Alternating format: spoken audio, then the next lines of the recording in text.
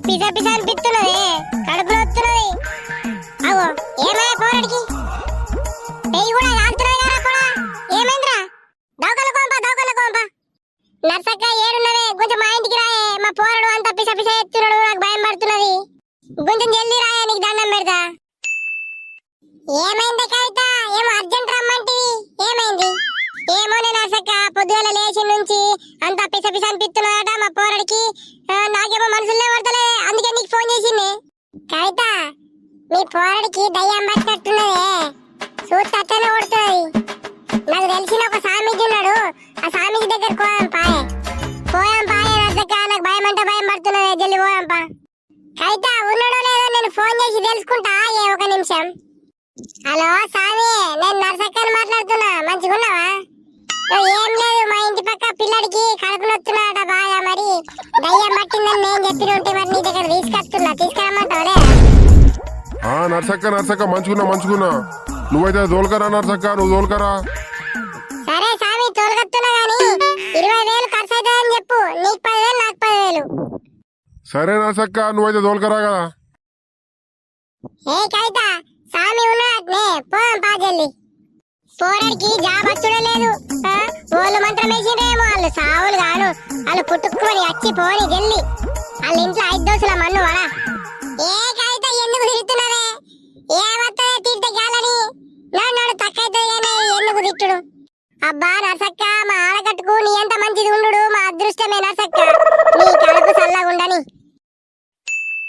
నమస్కారం స్వామి. నమస్తే అమ్మా, నమస్తే.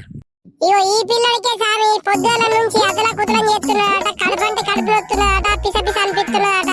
కొంచెం చూడు స్వామి, మా ఇంటి పక్కలే కొంచెం మంచిగా చూసి చెప్పు, ఏ దయ్యం పట్టిందో అని. స్వామి, మొన్ననే పిల్లడికి జాబ్ వచ్చింది స్వామి. ఇలా డ్యూటీ కోయేదుండే, ముడుచుకొని పన్నాడు స్వామి ఇంట్లో కడుపు నొత్తుందని.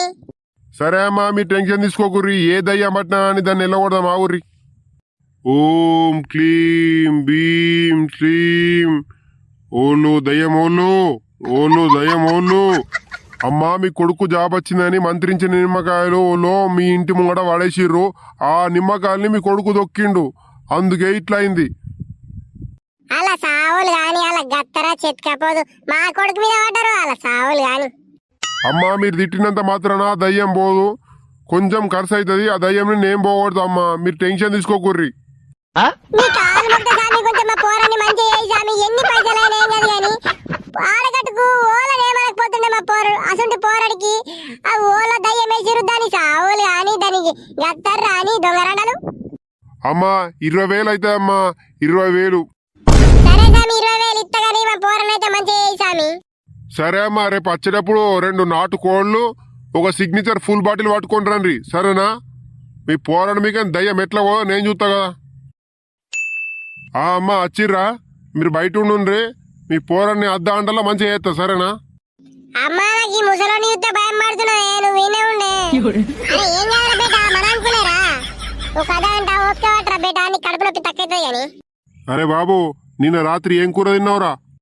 అంకుల్, చికెన్ బిర్యానీ తిన్నా అంకుల్. సరే నువ్వు కళ్ళు మూసుకో, నీ మీకేం దయ్యం పోకూడదా. ఓం పగపుగే పగిని పాగోదరి భగవాసనే దినకర కిరణై.